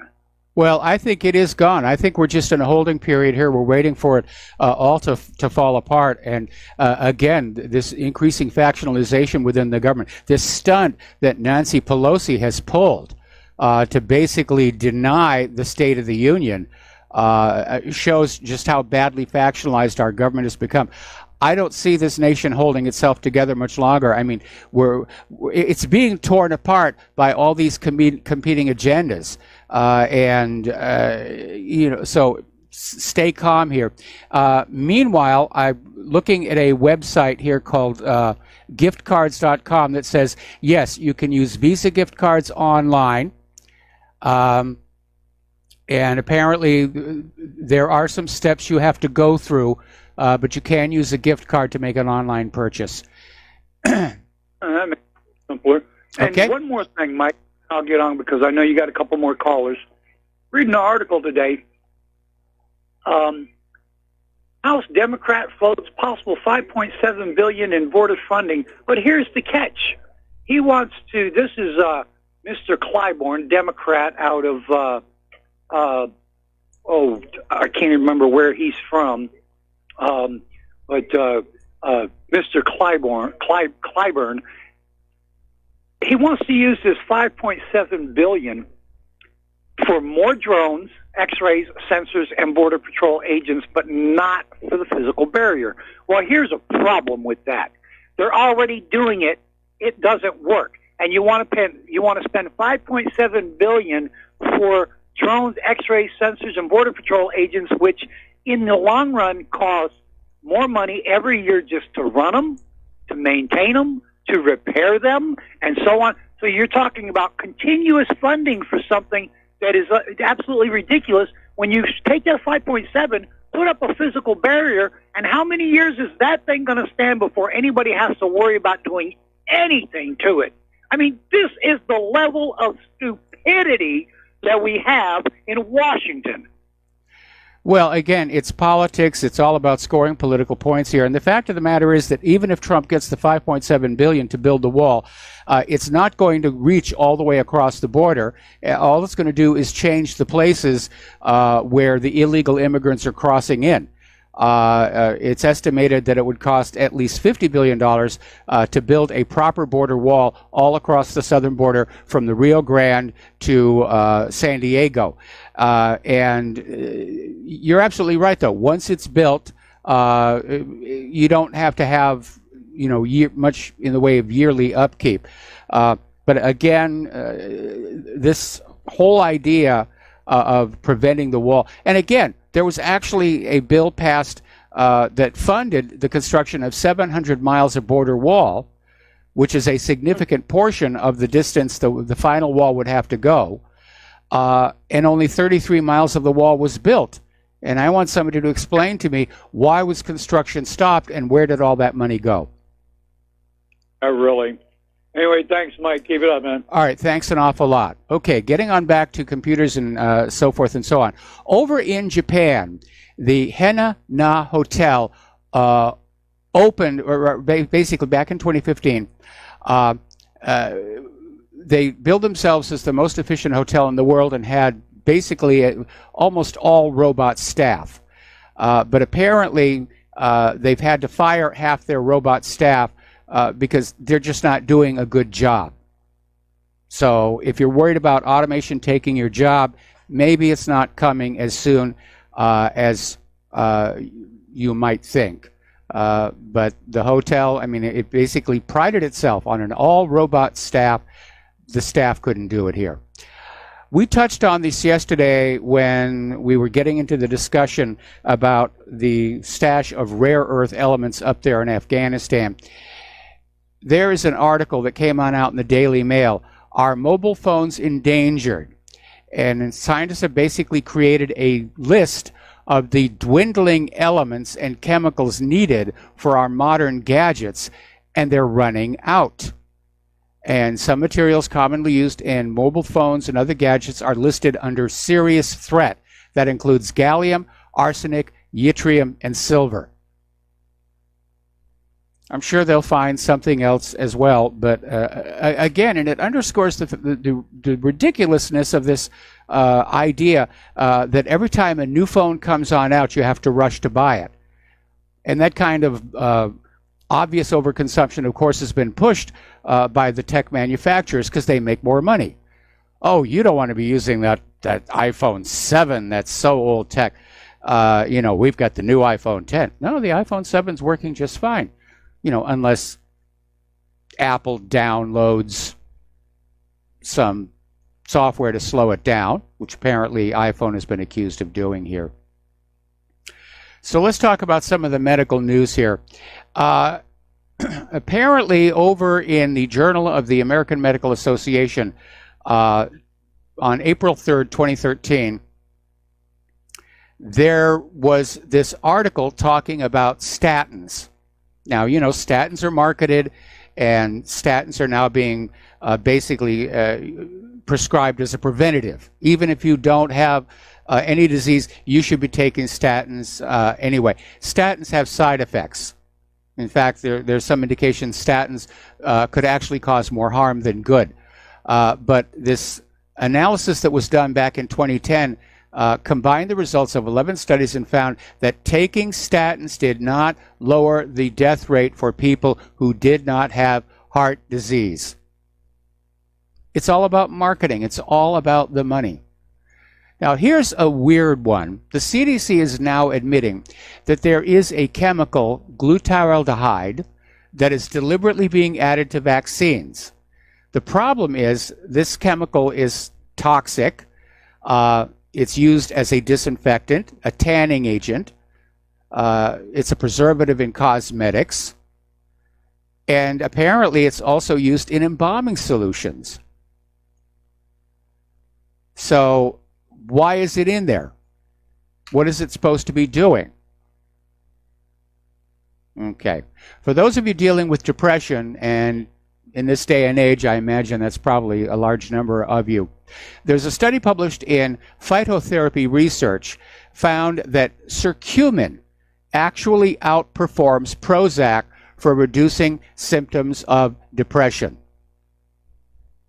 And in their study, patients who'd been diagnosed with major depressive disorder were given a 6-week course of treatment of 20 milligrams of fluoxetine, which is the main ingredient in Prozac, 1,000 milligrams of curcumin, a combination of both, or a placebo. And the patients were then evaluated using the 17-item Hamilton Depression Rating Scale. And the researchers found the combination group performed better than the group of Prozac alone. And curcumin does not have the side effect of suicidal ideation or other toxic effects. See, that is a problem with Prozac. It's a problem with a lot of these psychiatric medications. They can get you thinking seriously about ending your life. Okay, down in the Congo, and it's time for this story to get a little bit more coverage. Experts are predicting that the 600 plus Ebola cases are going to double. And apparently the Guardian reported Friday saying it's doubling, very possible it could double again. Yeah, that's the way infectious diseases work. And now the concern is that Ebola patients are moving toward a trading hub home to 1 million inhabitants. This is the major city of Goma. I took a look at it in Google Earth. A lot of highways going in and out of there, an airport. If somebody infected but not symptomatic gets there, it's going to be a problem. In fact, one health official said, if Ebola makes it to Goma, all bets are off in terms of being able to control the outbreak. So this could be the nasty one here. And again, another article here about how glyphosate, the main ingredient in Roundup, is being sprayed on crops like wheat, oats, edible beans, and other crops just before the harvest. Sometimes it's even sprayed on the produce sitting there in the produce section at the supermarket because it acts as a preservative. But don't forget, this has been named a probable human carcinogen by the World Health Organization, and it's still in use. We'll be right back. Aloha, America. Welcome back to our show. Last segment in our program today here, and getting on back to Venezuela because that situation is just, it's escalating rapidly. Apparently, Facebook and Instagram have removed President Maduro's verification sign. I'm not entirely sure what that means, but it's obviously intended to be a slap in the face, or maybe it's to prevent him from using social media to reach out to his own people here. Meanwhile, Russia Today is reporting that a very interesting comment, President of the European Council, Donald Tusk, tweeted out, unlike Maduro, the Parliamentary Assembly, including Juan Guaido, have a democratic mandate from Venezuelan citizens. Now just think about that for a minute, because this entire push to get Maduro out is the claim that the recent Venezuelan elections were illegitimate and rigged, and here you have the EU saying, oh yes, we believe the elections were honest when it came to the parliament. So you can see this is just another ginned up situation. This is just utterly, utterly insane. All right, little bit of maybe good science news. If you're familiar with the story of Antony and Cleopatra, they got together. They challenged Caesar Augustus for control of the Roman Empire. They lost. And rather than submit to capture and the resulting humiliation, they committed suicide. Mark Antony on his sword, Cleopatra supposedly with a poisonous snake here. Now, the Roman historian Plutarch said Caesar allowed the two to be buried together, but their tomb was never found. That may be about to change. Egyptologist Zahi Hawass, and he's Egypt's top archaeologist, basically thinks he's discovered where the tomb is located. And apparently he's found bits of compelling evidence. He's already found 10 mummies, coins, fragment of a mask with a cleft chin, which is a Roman feature, not an Egyptian one. And he believes the site near the Mediterranean Sea does contain the tomb. And so he's basically building media support to continue the excavation, and I wish him a lot of luck. Before that whole Egyptian color revolution, Zahi Hawass and I corresponded briefly regarding some questions and theories I had about Hatshepsut. And I wish him luck, and I hope he finds the tomb. I'm talking about the crowning achievement of his life, to find the tomb of Anthony and Cleopatra. So that would be a really, really good thing. Okay.